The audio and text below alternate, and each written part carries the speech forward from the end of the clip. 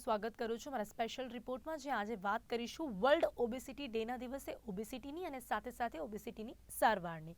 જ્યારે વાત હોય ઓબેસિટી એટલે કે મોટાપાની, ત્યારે કહી શકાય છે કે મોટાપાના લીધે આપણા દેખાવને, આપણા એપિયરન્સને તો અસર પડતી હોય છે, પરંતુ સાથે સાથે ક્યાંક એવું કહી શકાય છે કે બીજી ઘણી બધી અન્ય બીમારીઓ પણ આપણને જલ્દી અસર કરતી હોય છે. એટલે કે જેમને મોટાપાની બીમારી હોય તેમને ક્યાંક ડાયાબિટીસ અને બ્લડ પ્રેશરની જે બીમારીઓ છે તે પણ જલ્દીથી અસર કરતી હોય છે. તે ઉપરાંત ઘણા બધા લોકો એવા પણ હોય છે કે જેમને મોટાપાના લીધે ઉઠવામાં, બેસવામાં અને સાથે જ સામાન્ય કામ કરવામાં પણ તકલીફ પડતી હોય છે.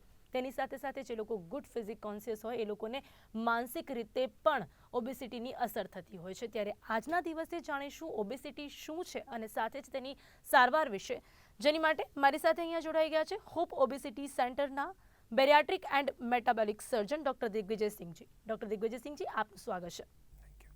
તો ડોક્ટર દિગ્વિજયસિંહજી આપણી સાથે છે, જેમને 10 વર્ષથી વધુનો અનુભવ છે, 1500થી વધુ બેરિયાટ્રિક સર્જરી જેમને કરેલી છે અને સાથે જ ફેલોશિપ ઓસ્ટ્રેલિયાથી કરેલી છે. તો આજે તેઓ આપણને માર્ગદર્શન આપશે એના વિશે અને સાથે જ જણાવશે ઓબેસિટી વિશે. સૌથી પહેલા આજના દિવસની જ્યારે વાત કરી રહ્યા છે, જ્યારે આજે વર્લ્ડ ઓબેસિટી ડે છે ડોક્ટર, તો સૌથી પહેલા તો આજના દિવસે આના મહત્વને સમજવાનો પ્રયત્ન કરીશું, કારણ કે આપણા દેશમાં ઘણા બધા લોકો આ બીમારીથી ઝઝૂમી રહ્યા છે. ત્યારે આ દિવસનું મહત્વ શું છે? વર્લ્ડ ઓબેસિટી ડે જે છે 4th માર્ચ એ WHO અથવા વર્લ્ડ હેલ્થ ઓર્ગેનાઇઝેશને ડિવાઇસ કરેલો ડે છે. આ ડે ઓબેસિટી વિશેની અવેરનેસ સ્પ્રેડ કરવા માટેનો એક દિવસ ઉજવવામાં આવે છે. You will be surprise to know કે WHOએ જે એમની ટોપ 10 ડિઝીઝની જે લિસ્ટ બહાર પાડી છે એની અંદર ઓબેસિટી જે છે એ ભૂખમર્યાદાથી ઉપર છે. એટલે ભૂખમર્યાદા કરતાં વધારે obesity is causing the problem across the world.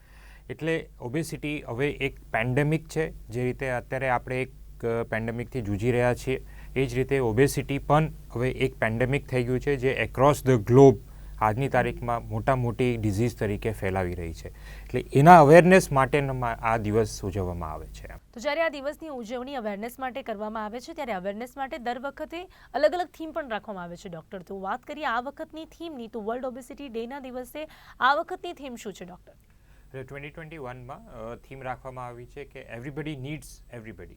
એટલે આપણે બધા સૌએ મળીને ઓબેસિટીને કેવી રીતે ફાઇટ કરવું, એને પ્રિવેન્ટ કરવું અને એને કેવી રીતે ટ્રીટ કરવું, એના વિશેને આપણે એકબીજાને હેલ્પ કરી શકીએ, એ રીતની થીમ રાખેલી છે આ વખતે. જી જી જી, ચોક્કસથી. તો દર વખતે અલગ અલગ થીમ સાથે લોકોમાં અવેરનેસ લાવવાનો પ્રયત્ન કરવામાં આવે છે. ત્યારે સૌથી પહેલાં હવે જાણીશું કે ઓબેસિટી, મોટાપા જે બીમારી છે તે શું છે ઇન મેડિકલ ટર્મ્સ, અને લોકોને પણ સમજ પડે ને તેની સાથે સાથે આને કેવી રીતે માપી શકાય છે.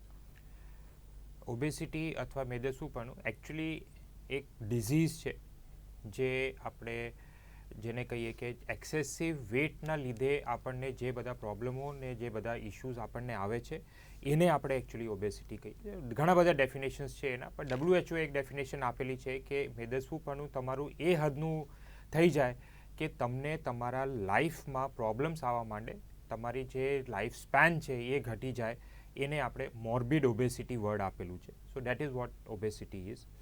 માપવા માટે એના ઘણા બધા ક્રાઇટેરિયાઝ છે, but the best used is body mass index. એટલે એક હાઇટ અને વેટનું રેશિયો લેવામાં આવે છે, જેના ઉપરથી કેલ્ક્યુલેટ કરવામાં આવે કે તમારું બોડી માસ ઇન્ડેક્સ કેટલું છે. એક નોર્મલ બોડી માસ ઇન્ડેક્સ જે છે એ 19થી 25 વચ્ચેનું છે. 25થી ઉપર હોય અને 30 સુધી હોય તો અમે એને ઓવરવેટ કહીએ. 30થી ઉપર હોય એટલે પેશન્ટ ઓબેસિટીમાં આવી જાય. એટલે 30થી 35 is grade 1, 35 to 40 is grade 2, અને 40 to 45 is grade 3, and there onwards. Grade 4, 5 એ રીતના હોય છે. So body mass index is one of the major criteria, જેના બેસ ઉપર એ કરવામાં આવે છે. એ સિવાય દેર આર અધર મીન્સ, જેમ કે આપણે બોડી કોમ્પોઝિશન એનાલિસિસ કરીએ મશીન ઉપર, જેમાં આપણને ઇન્ટરનલ ફેટ અને બીજી બધી ઘણી માહિતી એમાં મળી શકે આપણને. તો એ રીતે કેલ્ક્યુલેટ કરીને પેશન્ટને કેટેગરાઇઝ કરવામાં આવે છે કે એમને કયા પ્રકારનું ઓબેસિટી છે. ઓકે, એટલે ઓબેસિટીના પણ અલગ અલગ પ્રકારો રહેલા છે ડૉક્ટર, એવું માની શકાય છે? હા, બિલકુલ. ઓબેસિટી ઘણા બધા પ્રકારના હોય છે. જી, તો અહીંયા અલગ અલગ રીતે માપીને આપણે જાણી શકીએ છીએ કે કયા પ્રકારની ઓબેસિટીનો પ્રોબ્લેમ પેશન્ટને છે. અને હવે જો વાત કરીએ આપણે, તો ભારત દેશમાં, ભારતભરમાં ઓબેસિટીનું પ્રમાણ જોવા જઈએ, અને તેમાં પણ જો ગુજરાતની વાત કરીએ તો કેટલા પ્રમાણમાં જોવા મળી રહ્યું છે અત્યારે? સી, વર્લ્ડથી ચાલુ કરીએ તો obesity is third biggest disease at present. Okay. ઇન્ડિયામાં આપણે જોઈએ તો મોર દેન 5% લોકો છે જે લોકો ઓબીઝના કેટેગરીમાં આવે છે હમ અને ઓલમોસ્ટ 15 થી 17% લોકો ગુજરાતમાં છે જે લોકો ઓબીઝ છે. એટલે ફિમેલ્સમાં થોડું પ્રમાણ વધારે હોય છે એઝ કમ્પેર ટુ મેલ્સ, પણ મેલ્સમાં જે ઓબેસિટી છે એને અમે સેન્ટ્રલ ઓબેસિટી કહીએ, એટલે એપલ શેપેડ ઓબેસિટી. અને ફિમેલ્સમાં જે ઓબેસિટી હોય છે એ પેર શેપેડ હોય છે. ઓકે. સેન્ટ્રલ ઓબેસિટી જે છે એ વધારે ડેન્જરસ છે, કારણ કે એની અંદર તમને ડાયાબિટીસ ને હાર્ટના પ્રોબ્લેમો થવાની શક્યતા વધારે હોય છે. તો એ એનું કેટેગરાઇઝેશન બી છે અને પર્સન્ટેજમાં જોવા જઈએ તો એ છે. પણ જે સૌથી આપણને વોર્ન કરે કે આપણને એક જાતનું ચેતવણી આપે એ છે કે ચિલ્ડ્રનમાં એડોલસન્ટ ઓબેસિટી જે છે એ એક મોટો વિષય છે આજની તારીખમાં. કારણ કે સિન્સ છેલ્લા 10 વર્ષમાં આપણે જોઈએ, છેલ્લા દશકમાં ચાઇલ્ડહુડ ઓબેસિટી જે છે એ લગભગ 3 ગુણ્યા વધી ગઈ છે.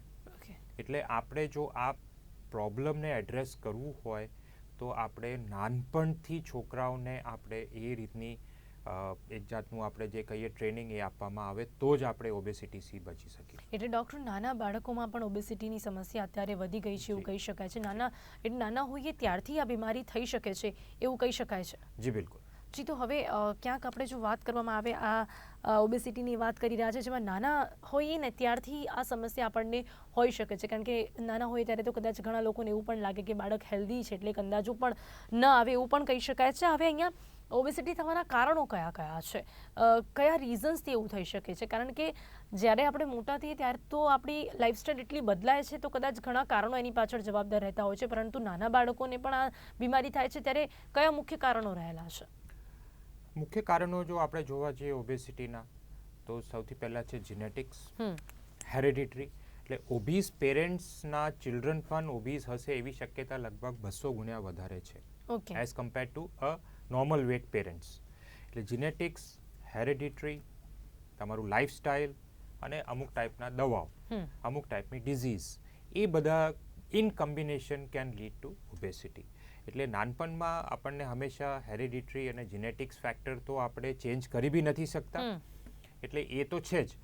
વધતા જેમ જેમ આપણે મોટા થઈએ છીએ અને આપણી લાઈફસ્ટાઈલ એ રીતની થઈ જાય છે કે બેસાડું આપણી લાઈફસ્ટાઈલ થાય, આપણે કોઈ સ્પોર્ટ્સ કહેવામાં ફિઝિકલ એક્ટિવિટી આપણી ના રહે, છોકરાઓ મોબાઈલ કે વિડીયો ગેમ્સમાં વધારે હોય ને આઉટડોર ગેમ્સમાં ના હોય, તો આપણે બે ની બજ્યા પછી લાઈફસ્ટાઈલ જે આપણે ચેન્જ કરી શકીએ છીએ એ ફેક્ટર બી ઉમેરાઈ જાય. એટલે દેટ્સ હાઉ મલ્ટિપલ ફેક્ટર્સ જ્યારે કમ્બાઈન થાય ત્યારે ઓબેસિટી થતી હોય છે. જી, એટલે ક્યાંક ને ક્યાંક ઘણા બધા કારણો જવાબદાર રહેલા છે, પરંતુ જો નાના બાળકોની વાત કરીએ ડૉક્ટર, તો એમાં એક મુખ્ય એ જ કારણ કહી શકાય છે કે જીન્સમાંથી જો પ્રોબ્લેમ, એટલે કે મોમ ડેડને હોય, એમના પેરેન્ટ્સને હોય, એટલે નાના બાળકોમાં થાય છે એવું માની શકાય છે?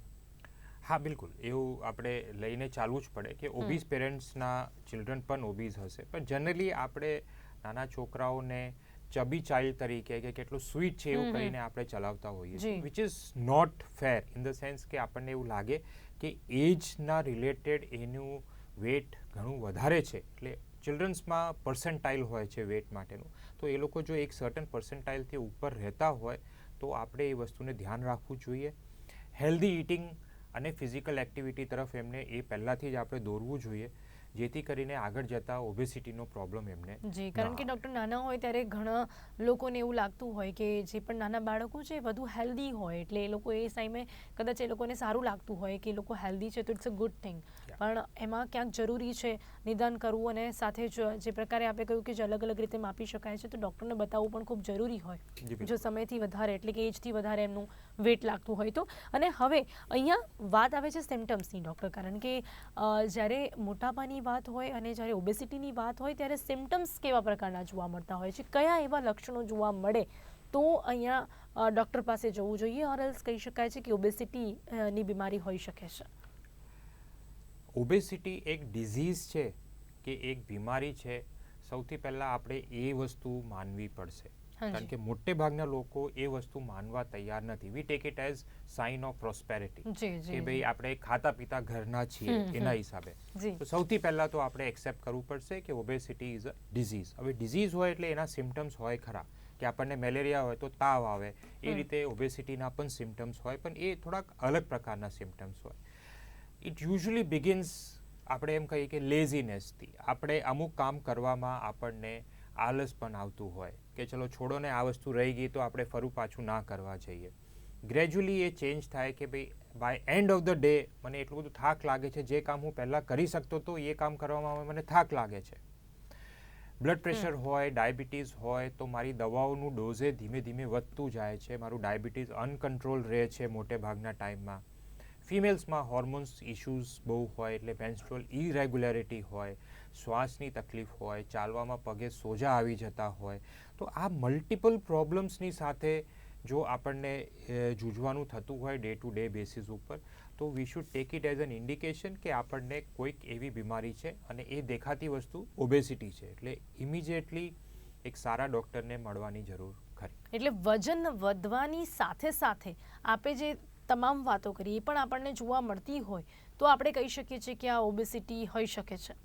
યસ, કારણ કે યુઝલી એવું છે કે ઓબેસિટી વધે પણ આપણી એજ ઓછી હોય તો આ સિમ્ટમ્સ એટલા સિવિયર નથી હોતા, એટલે આપણે ગણકારતા નથી કે આ નાના એજમાં મારી ઓબેસિટી બહુ હોય તો પણ હું મારું બધું કામ કરી શકું છું, but at the age grows 10 વર્ષ પછી 15 વર્ષ પછી મારાથી એ ન થતું થાય. તો આપણે એવું નહીં માનવું કે હું બધું કરી શકું છું એટલે obesity is not a thing of concern. એ તો ખરું જ. એટલે જેટલું વહેલું આપણે સ્ટીચ ઇન ટાઈમ સેવ્સ 9 આપણે કહીએ એ રીતની વસ્તુ છે કે જેટલું જલ્દી આપણે આ વસ્તુને ધ્યાનમાં લઈએ એટલું જલ્દી આપણે એને કંટ્રોલ કરી જી શકીએ. જી જી ચોક્કસથી. હવે વાત છે જ્યારે મોટાપાની અને વાત છે જ્યારે ઓબેસિટીની, ત્યારે એમાં મહત્વનો સિમ્ટમ્સ તો એ જ કહી શકાય છે ડૉક્ટર કે વજન વધે છે. ત્યારે આ ઓબેસિટીની બીમારીમાં વજન જે છે એને ઘટાડવું કેટલું જરૂરી હોય છે? યુઝલી લોકો જે મિસ્ટેક કરે છે એ છે કે બ્લડ પ્રેશર આવે એટલે બ્લડ પ્રેશરની ટેબ્લેટ ચાલુ કરીએ, વધે ઘટે એ પ્રમાણે એમાં ચેન્જ કરીએ. ડાયાબિટીસ આવે તો એની, થાઇરોઇડ આવે તો એની, શ્વાસના પ્રોબ્લેમ આવે તો એ. પણ જે મૂળ પ્રોબ્લેમ છે એ છે ઓબેસિટી, મેદસ્વીપણું. સો આપણે જો એ દૂર કરશું તો એ પ્રોબ્લેમ એની મેળે કંટ્રોલ કે દૂર થઈ શકશે.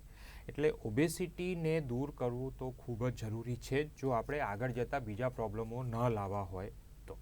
જી જી ચોક્કસથી. એટલે કદાચ આ સમજવું ખૂબ જ જરૂરી છે. જો વજન સામાન્યતઃ પણ વધતું હોય તો આપણે એને કંટ્રોલમાં લાવવું જ જોઈએ, કારણ કે વજન વધવું એટલે કદાચ ઘણી બધી બીમારીઓ જેને આપણે આમંત્રણ આપી દેતા હોઈએ છીએ. એટલે નોર્મલી પણ જો વજન વધી રહ્યું છે તો આપણે તેને ઓછું કરવું જ જોઈએ. અને જ્યારે ઓબેસિટીના સિમ્ટમ્સ છે ત્યારે સૌથી પહેલાં તેના પર ધ્યાન આપવું જોઈએ, જે રીતે ડૉક્ટર આપણને જણાવી રહ્યા છે. હવે સાથે સાથે આપણને જે અગાઉ પણ વાત કરી કે જ્યારે ઓબેસિટીની સમસ્યા હોય ત્યારે બીજી અન્ય બીમારીઓ પણ તેની સાથે સાથે આવતી હોય છે. તો ડૉક્ટર, જ્યારે ઓબેસિટી હોય ત્યારે બીજી કઈ અન્ય બીમારીઓ પર માટે પણ ધ્યાન રાખવું અહીંયા ખૂબ જ જરૂરી છે, અને સાથે સાથે કઈ બીમારીઓની શક્યતા વધી જાય છે? ઓબેસિટી જે છે એ લગભગ દરેક સિસ્ટમને ઇન્વોલ્વ કરે આપણા બોડીના. એટલે ઓલમોસ્ટ દરેક સિમ્ટમ્સ દરેક સિસ્ટમના જે છે એ ઓબેસિટીને લાગતા હોય છે. દાખલા તરીકે હાર્ટના પ્રોબ્લેમ્સ, ડાયાબિટીસ, હોર્મોનલ ઇશ્યુઝ હોય એટલે થાઇરોઇડ છે, ડાયાબિટીસ છે, પોલિસિસ્ટિક ઓવેરિયન ડિઝીઝ જે લેડીઝમાં જોવામાં આવે છે, ફિમેલ્સમાં, એ બહુ કોમન વસ્તુ છે. એની સાથે સાથે શ્વાસના પ્રોબ્લેમ, સ્લીપ એપનિયા એટલે રાત્રે આપણે સૂઈએ ત્યારે શ્વાસ ન લેવાવું અથવા એક્સેસિવ સ્નોરિંગ કે નસકોરા બોલાવવું, તો તમે જોશો કે લગભગ રેસ્પિરેટરી, કાર્ડિયક સિસ્ટમ, આપણું જે જીઆઈ સિસ્ટમ છે, દરેક સિસ્ટમમાં ઓબેસિટીના જે છે એ ડાયરેક્ટ પેલું એ છે. અને એક વર્ડ કોઇન કરવામાં આવેલું છે ડાયબેસિટી, એટલે કે લગભગ 90% ઓબીઝની અંદર જોવામાં આવ્યું છે કે એમને ડાયાબિટીસ પણ થઈ જાય છે, અથવા ડાયાબિટિક્સ આર ઓલમોસ્ટ 80 to 90% ડાયાબિટિક્સ આર ઓબીઝ. એટલે એક સિંગલ વર્ડ, એટલે આપણે એવું કહેવાય કે એક કોઇનના બે પહેલું છે, એટલે એને આપણે ડાયબેસિટી વર્ડ આપવામાં આવેલું છે. તો ઇટ ઇઝ વેરી ઇમ્પોર્ટન્ટ કે દરેક ડિઝીઝને આપણે ઓબેસિટીને લાગતું છે એવું માનીને ચાલવું. જી, એટલે ડાયાબિટીસ એક એવી બીમારી છે કે જે થવાની શક્યતા વધી જાય છે ઓબેસિટીમાં. તે ઉપરાંત બ્લડ પ્રેશરની વાત કરવામાં આવે કે બીજી અન્ય કોઈ બીમારી પણ ઓબેસિટીમાં જેની શક્યતા વધી જાય છે ડૉક્ટર? બ્લડ પ્રેશરની શક્યતા ખૂબ જ વધી જાય છે, કારણ કે તમારા બોડીએ બિયોન્ડ સર્ટન લિમિટ જે છે એ વર્ક કરવું પડે છે. તમારા હાર્ટ એ જેટલી ક્ષમતા માટેનું તમારું હાર્ટ છે એના કરતાં જેટલું વધારે વજન થતું જશે એટલું એના ઉપર લોડ વધશે. સિમિલરલી તમારા જે વેટ બેરિંગ જોઇન્ટ્સ છે, જેમ કે આપણે ની જોઇન્ટ કહીએ, એન્કલ જોઇન્ટ કહીએ, કે આપણે સ્પાઇનનું જે જોઇન્ટ કહીએ આપણે, એ બધા ઉપર પણ આપણને વેટ વધતું જતું. એવું કહેવાય છે કે દર 1 કિલો જે આપણું વજન વધે છે, વેટ બેરિંગ જોઈન્ટ ઉપર આપણને 4 કિલોનું વજન વધે છે, એટલે એકની સામે 4. સો હું જો 20 કિલો ઓવરવેટ હોઉં તો મારા જોઈન્ટ્સ એટલીસ્ટ 80 કેજીસ વધારે વજન લઈને ચાલી રહ્યા છે. સો યંગ એજમાં એ ચાલી જાય છે, પણ જેમ આપણની ઉંમર વધતી જાય તેમ આપણને આ પ્રોબ્લેમો ધીમે ધીમે વધતા જાય, અને એટલે જ આપણને નીઝના કે આપણને એટલે સાથે સાથે ઘૂંટણ અને સ્પાઇનના પ્રોબ્લેમ્સ પણ આમાં થતા હોય છે. હવે ડૉક્ટર, જ્યારે વાત છે હવે આપણે મોટાપાની વાત કરી રહ્યા છો, ઓબેસિટીની વાત કરી રહ્યા છે, આ સમસ્યા છે, ત્યારે હવે મેઇન ઇમ્પોર્ટન્ટ થિંગ કે આની ટ્રીટમેન્ટ શું છે, સારવાર શું છે, જો આપણને ખ્યાલ આવે છે અને આપણે ખૂબ જલ્દી આપણને ખ્યાલ આવી જાય છે કે આપણું વજન વધી રહ્યું છે, તેનું કારણ ઓબેસિટી છે, ત્યારે તેની કઈ કઈ સારવાર અત્યારે ઉપલબ્ધ છે? એટલે જેમ બાકી ડિઝીઝ માટે કહેવાતું હોય છે કે prevention is better than cure, એટલે જો આપણે પહેલાથી ચેતી જઈએ અને એ વસ્તુને હાથ બહાર થવા પહેલા જો આપણે રોકી શકીએ તો એ સૌથી સારું છે. એટલે જેમ આપણે વાત કરી કે જો આપણને એવું લાગતું હોય કે આપણું સ્ટેડીલી વેટ વધતું જાય છે, તો ક્યાંક ને ક્યાંક આપણે જાતે જોવું જોઈએ કે ભાઈ અમારી ફિઝિકલ એક્ટિવિટી નથી કે મારું બેસાડું કામ રહે છે કે શું છે, એટલે કંઈક ને કંઈક ફિઝિકલ એક્ટિવિટી, સ્પોર્ટ્સ એવું આપણે આપણા લાઈફસ્ટાઈલમાં ઉમેરવું પડશે. ફૂડ હેબિટ્સ તો આપણે એમ કહીએ કે અનિયમિતતા એક બહુ મોટો ઇશ્યુ છે. આપણે સવારે ખાઈને નીકળ્યા હોય ને પછી ટાઈમ જ ના મળે, એટલે અનિયમિતતા આપણા ફૂડ પેટર્નમાં ન હોવી જોઈએ. We should be regular in our diet. અને સાથે જેમ મેં વાત કરી એક્સરસાઇઝ, તો એ બે વસ્તુ કરવાથી આપણે ઓબેસિટીને પ્રિવેન્ટ કરી શકીએ છીએ, એ થવાથી રોકી શકીએ છીએ આપણે. પણ એક લેવલ પછી આપણે એને આ મેથડથી આપણે એને રોકી ન શકીએ. એવા માટે અમુક દવાઓ અવેલેબલ છે હવે ઇન્ડિયામાં, અને સર્જિકલ પ્રોસિજર્સ પણ હવે અવેલેબલ છે, જેથી આપણને પાછું જે વેટ છે એ નોર્મલ લેવલ ઉપર આપણે લાવી શકીએ. જી જી જી. અને અહીંયા જો ટ્રીટમેન્ટની વાત કરવામાં આવી રહી છે, તો ખાસ કરીને અહીંયા જ્યારે વાત આવે છે ટ્રીટમેન્ટની, ત્યારે બેરિયાટ્રિક સર્જરીની જો વાત કરવામાં આવે ડૉક્ટર, તો શું છે બેરિયાટ્રિક સર્જરી, અને સાથે સાથે અહીંયા આ સર્જરીની જરૂરિયાત ક્યારે પડતી હોય છે? એટલે બેરિયાટ્રિક સર્જરી જે છે, એકચ્યુઅલી એ વર્ડ છે બેરોસ, જેના ઉપરથી બેરિયાટ્રિક સર્જરી છે, ગ્રીક નેમ. તો બેરિયાટ્રિક સર્જરી મેદસ્વીપણાને ઓપરેશન વડે ઓછું કરવાની એક પદ્ધતિ છે. એના બહુ સ્ટ્રેટ ફોરવર્ડ ક્રાઇટેરિયાઝ છે કે જો આપણું BMI 35 કરતાં વધારે હોય અને આપણને કોઈ બી ગંભીર બીમારી હોય, જેમ કે BP, ડાયાબિટીસ, અથવા આપણને BMI 40 કરતાં વધારે હોય અને કોઈ પણ ગંભીર બીમારી ના હોય, તો આપણે એના માટે બેરિયાટ્રિક સર્જરી માટે ક્વોલિફાય કરીએ છીએ. ઇન્ડિયન્સ, પર્ટિક્યુલરલી એશિયન્સ માટે આપણે જોઈએ તો એ વસ્તુને હજુ ઘટાડીને લગભગ 32.5 નીચેનું જે છે 32.5 BMI with major disease like blood pressure and diabetes A criteria છે, અને ઉપરનું જે છે એ 38, કારણ કે આપણે એશિયન્સને જે છે ને, we have a very typical obesity, જેને આપણે સેન્ટ્રલ ઓબેસિટી કહીએ છીએ. એ સેન્ટ્રલ ઓબેસિટી જે છે એ ડાયાબિટીસ અને બ્લડ પ્રેશરને બહુ જલ્દી આમંત્રણ આપતું હોય છે. એટલે એશિયન્સ માટે this has been brought down by 2.5 points. તો આ ક્રાઇટેરિયા જે લોકો ફૂલફિલ કરે છે એમને ડૉક્ટરને એક વખત મળવું જોઈએ. જી જી જી. હવે બેરિયાટ્રિક સર્જરી મોટાપામાંથી કઈ રીતે રાહત આપે છે? બેરિયાટ્રિક સર્જરી દૂરબીનથી કરાતી એક સર્જરી છે, જે તમારા ખાવાની રીત, પછી તમારા ઇન્ટરનલ હોર્મોન્સને એ રીતે ચેન્જ કરતું હોય છે કે જેથી તમારા બોડીની અંદર જમા ચરબીને આપણે જાતે વાપરીએ છીએ. We are not removing fat, આપણે ક્યાંથી ચરબી કાઢતા નથી, પણ આપણે જાતે એને વાપરી શકીએ એવું આપણે કરતા હોઈએ. અને એની સામે એવું છે કે બીજું ફેટ એક્સેસિવ જે છે એ ના આવે, એટલે એક રેટ ઓફ મેટાબોલિઝમ આપણું વધે એવું આપણે કરીએ છીએ બેરિયાટ્રિક સર્જરીમાં. અલગ અલગ પ્રકારની સર્જરીઝ છે, પણ કરવામાં આવે છે એ દૂરબીન સાથે. જી જી. તો કેટલા પ્રકારની થાય છે? કારણ કે બેરિયાટ્રિક સર્જરીના આપણે જે પ્રકારે જણાવ્યું કે અલગ અલગ પ્રકારો રહેલા છે, તો કયા કયા પ્રકારની સર્જરી હોય છે ડૉક્ટર? બેરિયાટ્રિક સર્જરી ઘણી બધી પ્રકારની હોય છે, પણ જનરલી અમે એને કેટેગરાઇઝ કરતા હોઈએ છીએ રેસ્ટ્રિક્ટિવ પ્રોસિજર, એટલે ખાવા પીવાને કોઈ બી રીતે આપણે રેસ્ટ્રિક્ટ કે ઘટાડવા માટે. એની અંદર સ્લીવ ગેસ્ટ્રેક્ટોમી નામનું ઓપરેશન છે. એ જ રીતે રેસ્ટ્રિક્ટિવ અને મેટાબોલિક ટાઈપની સર્જરીઝ હોય છે, જેને આપણે બાયપાસ સર્જરી કહેતા હોઈએ છીએ. 3 થી 4 પ્રકારની બાયપાસ સર્જરીઝ છે જે અવેલેબલ છે આપણને. એ જ રીતે બેન્ડેડ પ્રોસિજર્સ છે, એટલે કંઈક ને કંઈક નવું આમાં આવતું જ હોય છે. પણ આ મૂળ વસ્તુ એ છે કે આ બધી જ સર્જરીઝ આપણને એક હેલ્ધી ઇટિંગ તરફ દોડતું હોય અને આપણે શરીરની અંદરના જે હોર્મોન્સ આખા ડિસ્ટર્બ થઈ ગયા હોય એને પાછું એક લેવલ ઉપર લાવવા માટેની બધી સર્જરી છે અહીંયા. જી જી જી પરંતુ સામાન્યતઃ આપણે વાત કરી કે જે બીએમઆઈની આપણે વાત કરી કે જ્યારે એ પ્રકારનું જોવા મળતું હોય ત્યારે આ સર્જરી સજેસ્ટ કરવામાં આવે છે. હાજી 32.5 કરતાં ઓછી અથવા આપણે એમ ગણીએ કે 35 કરતાં ઓછું મારું બીએમઆઈ હોય તો surgery is not an option. એવા કેસીસમાં સાયન્ટિફિક વે ઇઝ કે તમે ડાયટ એક્સરસાઇઝ જે એક પ્રોપર પર્સન પાસેથી આપણે ડાયટિશિયન જે છે અને જે ટ્રેનર્સ છે એ લોકો સાથે આપણે રહીને એને આપણે કંટ્રોલ કરી શકીએ, કારણ કે એ સ્ટેજ એવું છે જેની અંદર આપણે આ બે વસ્તુ કરવાથી આપણને ફાયદો મળી શકે. પણ જો આપણે આ સ્ટેજ ઉપર નહીં ધ્યાન આપીએ તો ડેફિનેટલી આપણે સર્જરી તરફ જ જવાનું રહેશે. એટલે શરૂઆતી સિમ્ટમ્સ જોઈને જો આપણે ટાઈમ ટુ ટાઈમ ડૉક્ટર પાસે જઈએ છીએ તો આપણને આ સર્જરીની જરૂરિયાત નહીં પડે. પણ જો કદાચ ઇગ્નોર કરીને સમય લાગે છે અને આ ઓબેસિટી વધી જાય છે અને જે આપણે બીએમઆઈની વાત કરી જો એ પ્રકારનું જોવા મળે છે ત્યારે આ સર્જરી માટેનું સજેશન આપવામાં આવે છે અને એમાંથી રાહત મળી શકે છે. હવે જ્યારે વાત છે બેરિયાટ્રિક સર્જરીની, જે લોકો કરાવે છે, જે લોકોને કરાવવું પડે છે, એ લોકો માટે કે કોઈ આડઅસર છે ખરી આ સર્જરીની ડૉક્ટર?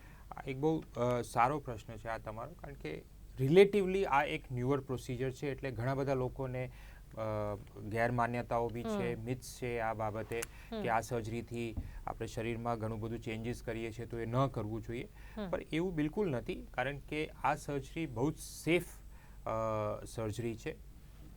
ચાન્સીસ ઓફ કોમ્પ્લિકેશન જે છે એ કોઈ પણ આજે જેમ આપણે દૂરબીનથી પિત્તાશયનું ઓપરેશન કરીએ છીએ પથરીનું એના બરાબરના જ કોમ્પ્લિકેશન રેટ્સ આના પણ હોય છે. જરૂરી સિર્ફ એ છે કે આપણે એવા સેન્ટર સાથે જોડાઈએ જ્યાં આ વસ્તુ day in and day out થતી હોય.